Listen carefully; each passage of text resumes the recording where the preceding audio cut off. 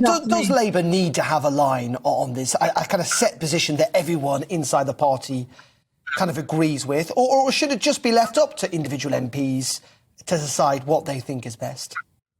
Well, I mean, actually, the Labour line is the law, right? Is that under the Equality Act, women have, I mean, you know, most women are born as women, but if you want to change gender, and that's not sex, and that's where the argument comes in, you know, after 2 years, you can change gender. I mean, that's that, and frankly, that has been around for years and years. There's nothing new about it. And the argument comes, and it's not really an argument about sex and gender.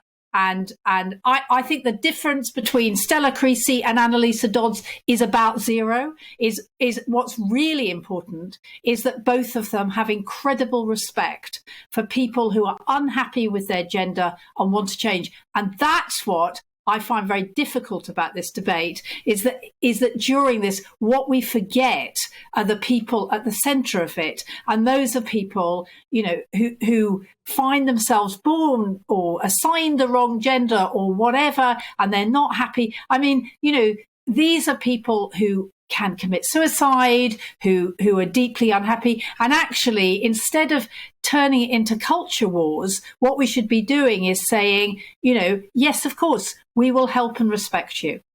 But why then? Why do Labour politicians keep getting asked this question? If the difference, as you say, is practically zero, why is there a sense that there's not an agreement? You know, that it's not as, it doesn't feel like the government is having to answer these questions repeatedly.